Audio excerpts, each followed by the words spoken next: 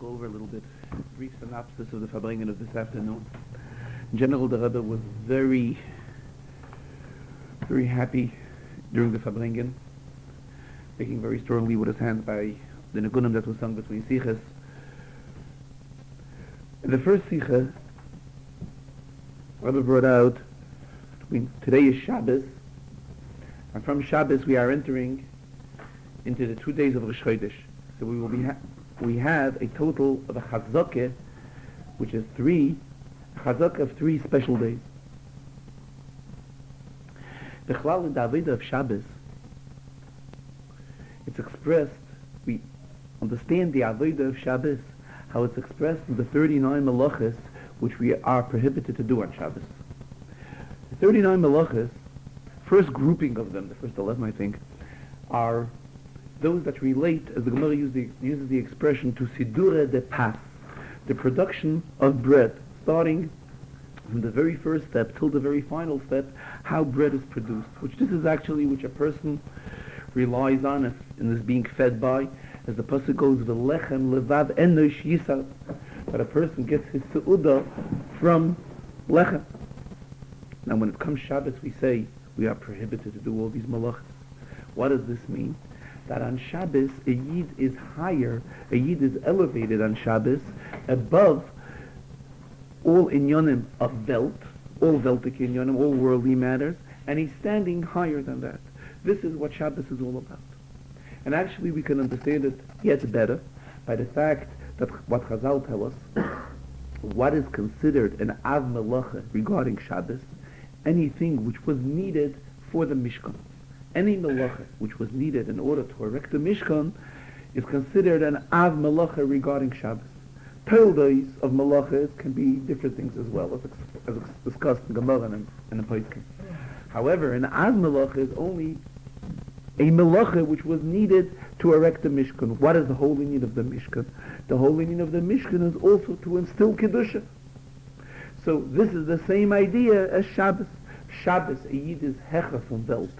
And it's certain Kedusha sanctity above the level, above his worldly level, above his weekly level. And this is actually the entire Avodah of Neshama coming down into this world, is to elevate Choyl, to elevate Vachadikait. However, Rabbi brought out at length in the Sikha, there are 2 Avodas which a Yid is confronted with. There is the Avodah which he has during the week, the 6 days of the week, and then there's the Avodah of Shabbos. The Avodah of the 6 days of the week, Taich is, he's involved in Vachadik matters. Everything remains Vachadik.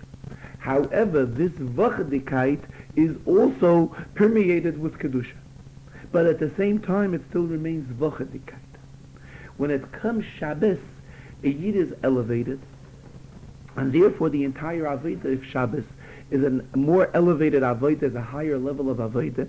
What type of a level it is? Is it how he's totally higher than Welt, and here he's taking all worldly matters, and what are they being converted to Kedusha? Actually, this can also be explained in the 2 different expressions that there are, B'chol drochecha da'ehu, and Kol ma'asecha l'shem shamayim. When we say Kol ma'asecha l'shem shamayim, all your act, all you're doing has to be l'shem shamayim. What does it mean?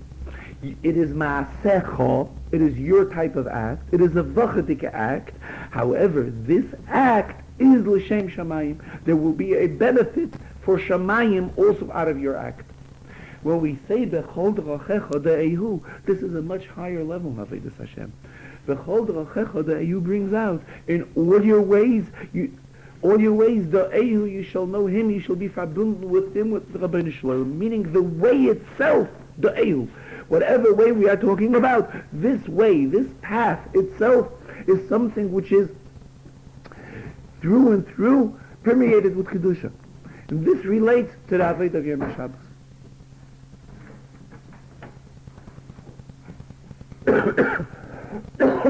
Excuse me. And this is also understood in the Chazarah which we read today. What is today's Chazarah? Today's Chazarah is Pashas Mishpatim. What do we read about the Pashas Mishpatim? Simple mitzvahs. What do I mean by simple? Mitzvahs which are halachas. Halachas that are in the category of Mishpatim. And as we all know, what is the difference between Mishpatim and Chukim? When a Yid is Mechayim Mechoik, it's very obvious that what he's doing only because of the wish of HaKadosh Baruch Hu. However, these mitzvahs, which go into the category of Mishpatim, in these mitzvahs, the getlichkeit is not felt. In other words, one can do these mitzvahs, as there's a Gemara, if Chas v'Shalom Torah would not be given, we would also know certain directives how to act. Same is when we're talking about the mitzvahs which are in the category of Mishpatim. What does Rashi tell us on Ve'elah Mishpatim? Rashi says, Ve'elah moisif ala rishonim. The word says Ve'elah Mishpatim, not Elah Mishpatim, because this vav attaches to the previous Sedra, to the Sedra of Yisrael. And it comes in continuity to whatever we learned about in Yisrael. And just like Yisrael, what is the contents of Yisrael? Aseret HaDibros. So it's definite that it comes from HaKadosh Baruch Hu. The same, what we are going to learn about here, is also Misinai. Just like Rishonim is Misinai, this is also Misinai. What is the Torah bringing out here? The Torah here is bringing out how a Yid, in his vachadika life, truth is that even Avraham Avinu, regarding Avraham Avinu, the pasuk says, the Rebbe says, "Ki yidaitiv, I like him, lamashe asher yitzades bonav es beis Yaakov," because he commanded and instructed those that followed after him, his children after him, that they too should follow in his path. So we see that these inyanim were already done prior to Matan Torah, as we find by Avraham Avinu. Here Mishpatim introduces the concept that these mitzvahs, which are in the category of Mishpatim, and nonetheless, why do we do it? Why are we bound to these mitzvahs? Because it is Misinai. Because the Rebbe wanted us to do it. In other words, what the Rebbe wants us to do is to get involved in Choyl, in the weekly and worldly matters, into the vachadika matters of life, and this is where Avodah should be, that in the Choyl should become elevated and uplifted, and as we discussed the two different ways, the way that is suitable for Yom HaChoyl, and the other way which is suitable for Yom HaShabbos, which is a yet higher derech and Avodah. If we are to go into this inyan in more detail, there is the Avodah in mitzvahs asay, and there is the Avodah in mitzvahs lo yisasei.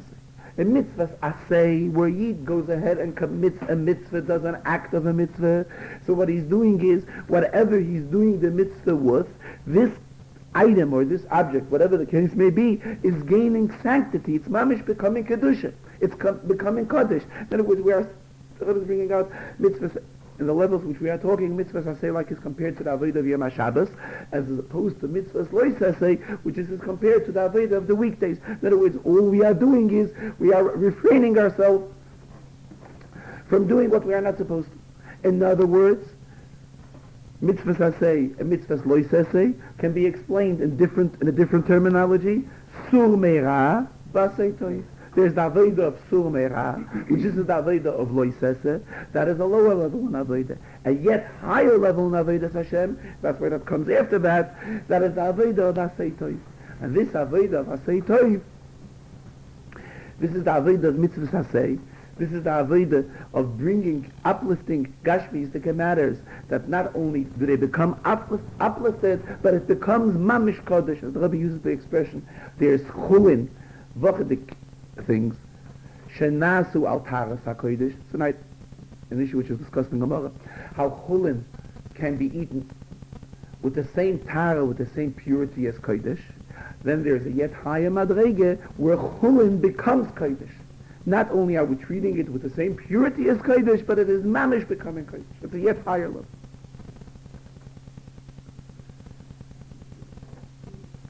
Especially when we are going from Shabbos into Rosh Chodesh, which all of these days are special days. All of these days are days of Simcha. Shabbos in itself is also called a day of Simcha. Pasuk that says over Yom Simchaschem, on your days of Simcha, Chazal interpret, what does it refer to? Eila Shabbos, it means Shabbos. Though Shabbos, there's a concept of Oineg as well, but there's also the meaning of Simcha. Shabbos, we're supposed to drink wine. What is the whole meaning of wine? Yain Yisama, Levav Enosh. Yain Yayin brings to Simcha.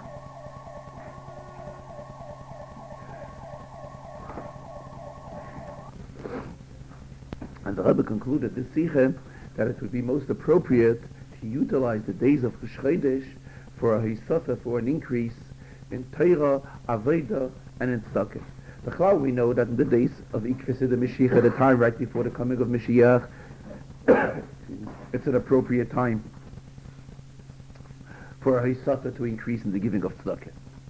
But besides that, specifically for these days of Rosh Chodesh, these days of Rosh Chodesh Adar, to be Meisif in Torah and Avodah and in the giving of Tzedakah.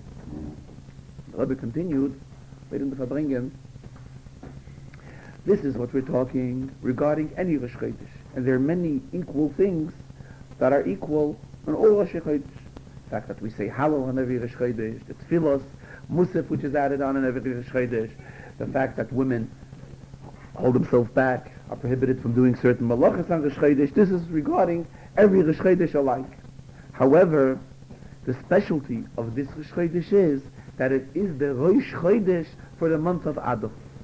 And Adar is this special month that Chazal tell us about it, Mishenichnas Adar Marben B'Simcha. That when Adar enters, we are supposed to right away increase, be Meisef and Avedas Hashem and Simcha. And we are talking about the Rosh Chodesh of this very special month. And as Chassidus explains, why is it called Rosh Chodesh and not Chilas HaChodesh? Because it is the head of the month. Just like the head has control over the entire body. The same thing, this is the day that gives to the entire month. So we can imagine what type of simcha is supposed to be on this very special day. These days of Rosh Chodesh. Though a Yid can taina, how can we ask him to be besimcha? We are in Golas, and we're so long in Golas, and we begging from HaKadosh Baruch Hu that the Rebbe should already take us out of Golas. How can we demand from a Yid simcha? But Rabbi, the Rebbe will see that Yidden are besimcha, though we are in Golas, and though we are that long in Golas, and nonetheless Yidden are still serving HaKadosh Baruch Hu Metech Simcha. This in itself will hasten the Geulah that the Rebbe will send Mashiach Tzidkenu right away, even today, even before the Kriyas HaTorah of this afternoon. And we will all be taken out of Galus and have the Geulah Shlema through Mashiach Tzidkenu. And then we will come to another Indian which has a shaykhs to this Shabbos. That this Shabbos is Parsha Shkolim. What is the Indian of Parsha Shkolim? In conjunction to what we spoke about in the previous Sikha, the Indian of Parsha Shkolim is also Zeh Yitnu, that a Yid has to give a Machtis HaShekel. And this Machtis HaShekel becomes part of the Mishkan, becomes part of the Beis HaMikdash, or it is used for Korbanos. What does this show? Again, the same concept that a Yid can take a Gashmi Yisdik, a Machtis HaShekel, and with this Machtis HaShekel becomes Mamish Kodesh, becomes Mamish Kiddush. Talking on the Indian of Machtis HaShekel, says the Rebbe there is a Chazarah. But the Chazarah claims that the mitzvah of Machtis HaShekel, meaning that the Torah tells us we have to give a Machtis HaShekel, it becomes a shiur like any other mitzvah that has a fixed shiur, how we fulfill this mitzvah. And therefore, he says, a person cannot pay out this Machtis HaShekel, cannot give it in installments. Then he's not fulfilling the mitzvah. The mitzvah is to give a Machtis HaShekel. A Machtis HaShekel has to be given.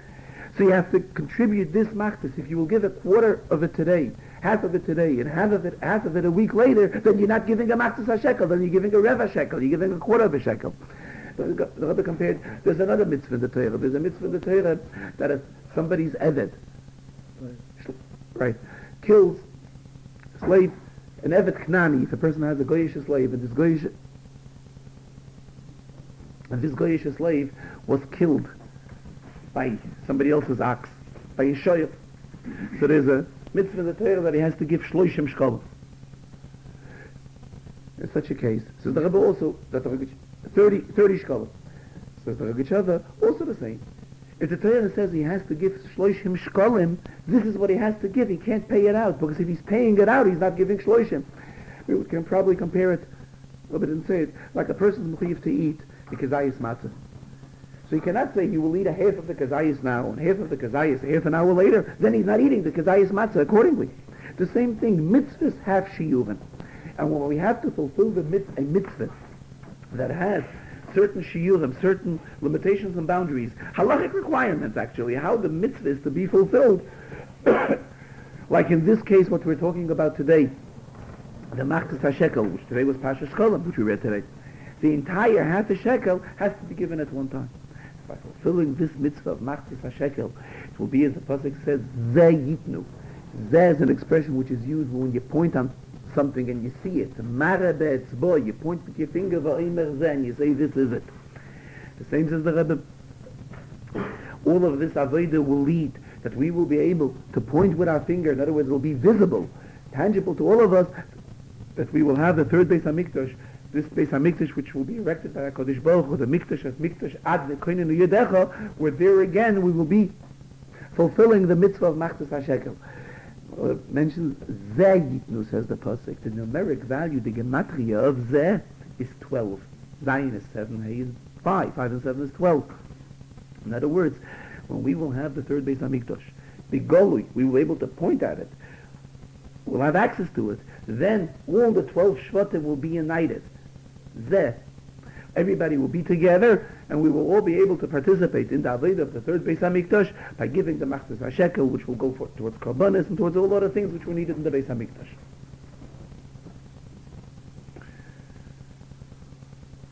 So we continued regarding every union. It's always customary that we demand, suggest an union that has a shaykhs to a poil mamish, to a ma'aseh hu ha'ikar. And therefore it will be appropriate, that being that we are 15 days before Purim, to begin preparing ourselves for Purim. What do we mean by preparing ourselves for Purim? It means simply to reach out to every Yid and make sure that every Yid has the means and the possibility to be able to celebrate Purim properly. And that is the way we will have a proper Purim. When will our Purim be a proper type of Purim, a real harchavedike Purim, a real simchadike Purim, a real joyous Purim, when we will make sure that we will bring joy to others and means to others, so that everybody will be able to fulfill the mitzvah of Purim. And when we will put in 15 full days of work, seeing to it that everybody is able to rejoice Purim accordingly. And number 15 is symbolic, because after 15 days we will have the complete moon, the Levana in its completeness. And the Chlal Yid not compared to the Levana, to the moon. Yisrael count the Levana, and Yisrael are compared to the Levana. So then we will really be able to have a proper Purim and fulfill the mitzvahs of Mishloach Manos, the mitzvahs of Matanos Lavyonim, and the whole union behind the mitzvah of Mishloach Manos and Matanos Lavyonim is the fact that it creates an Achdus amongst Yidden. Achdus amongst Yidden, as well as an Achdus amongst Yidden and HaKadosh Baruch Hu. Because when we say Mishloach Manos Ish L'Reyehu, to send gifts one to another friend, the pasuk that not only are Yidden called friends amongst themselves, but the Rebbe is also called a friend to Yidden. Here the Rebbe is asking a question. We say that there's a mitzvah of Matanos Lavyonim. What is the title we give a matana? To an evyoin, to the one who is poor. In fact, in poverty itself there are also levels, and it's explained in Svarim that an evyoin is the strongest level of poverty. Touch up the word evyoin. Evyoin means to'ev l'chol davar. He's hungry for anything. He never has nothing. And we have to give gifts to the poor so that they shall be able to rejoice on Purim properly. And especially the Rambam tells us that all the Yom Tovim will become bottle once Mashiach comes. Besides Purim, Purim will remain eternal. Based on the pasuk in the Megillah, this Zichram LeYosef Mizaram, that it's something which we will always celebrate Purim. So the question arises, when Mashiach will come, and then we will have the fulfillment of the prophecy, that nobody will be poor, like Efes Kiliyeh B'cha Evyoin. So how will we be able to fulfill the be Mekayim, the mitzvah of Matanos Lavyoin? But regardless, we have to prepare ourselves properly to Purim and see to it that every Yid can rejoice on Purim, and every Yid has the means to rejoice on Purim and can fulfill all the mitzvahs of Purim properly. Then the Rebbe usual said that those that always mentions those that have submitted mashke should come up, and the Rebbe used the expression today, should come up milmato lemaila, from lower level to a higher level, and then they will get the mashke and they will announce it and they will invite everybody to participate in their events, and those that will see others doing good things will also learn to follow in their footsteps, to do the good things. And as we know the expression, kina seifrim tar bechachma, kina, envy, when it comes to good matters, will only lead to an increase, that others will also do the same, and this will ultimately lead to the Geula.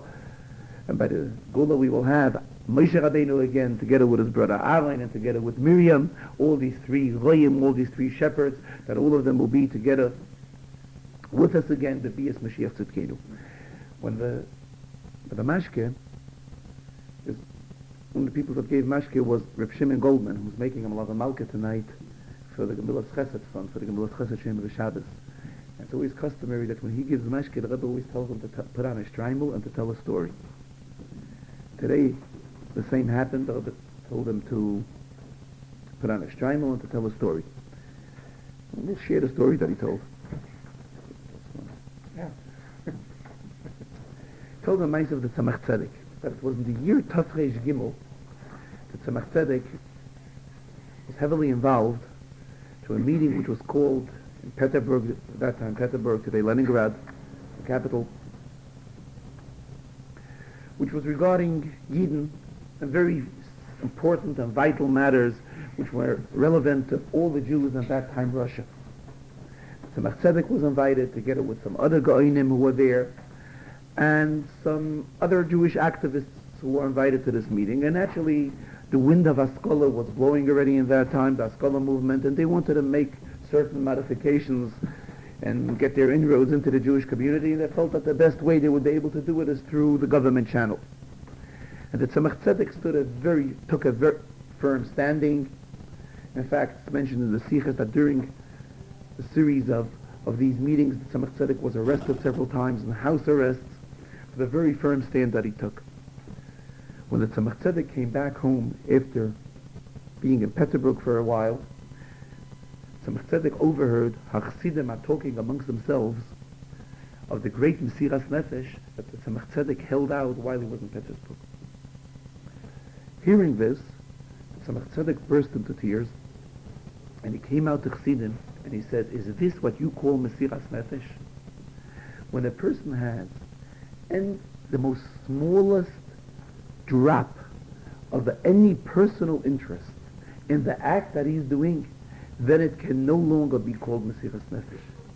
I will tell you what is true Mesiras Nefesh," says the Tzemach Tzedek. And he refers to a story that took place by Reb Baruch of Mezhbish. Reb Baruch of Mezhbish had a chassid who was a wine merchant.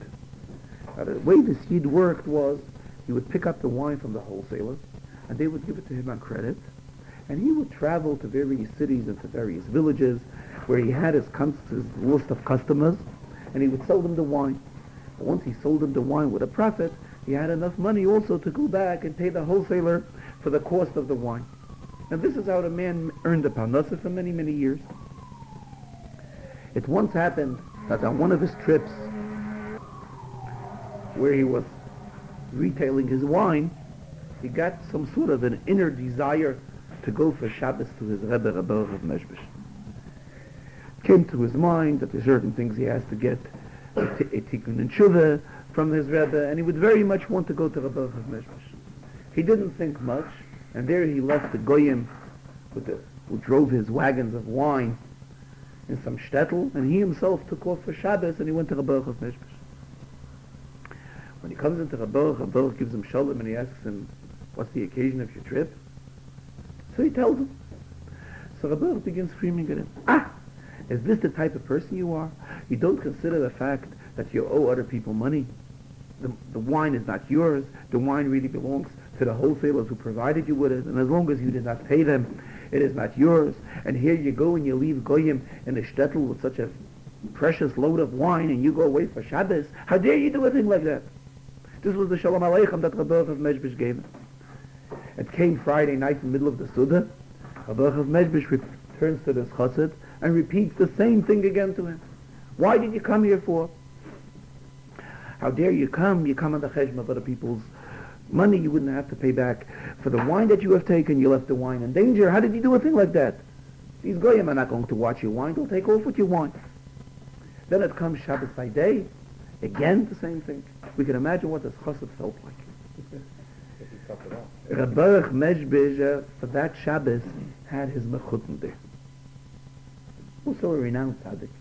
And when this mechutim is watching what's going on there, the entire Shabbos, how Rabbi is treating this Jew, he turns to Rabbi and he says, mechutim, Chazal tell us, Hamal ben Snei Chaveroi Barabim. Anybody that embarrasses somebody else in public does not have a share for Olam Haba. What are you doing? How do you do a thing like that? So Rabbi of Meshbish tells him, listen, I also know this Chazal. I'm well aware of this. And what I did was, I gave up my Olam Haba to help this Jew.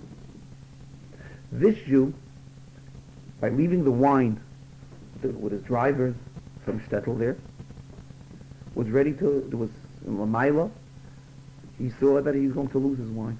And if he loses his wine, the goyim take off with his wine, he's left penniless and indebted for who knows how long.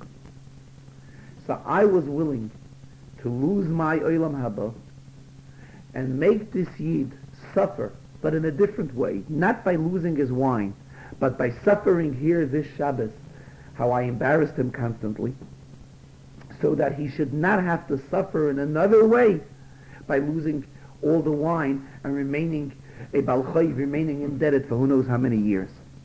And this story that Tzemach Tzedek told to his chassidim, and he concluded, this is what I call true Mesiras Nefesh, the act of Rabbi of Meshbish, where he was willing to save the Jews' rubles, so that he should not remain indebted for who knows how long, and he was willing to forsake his Olam Haba. This is true Mesiras Nefesh. No, sorry. Story the whole time. Yeah,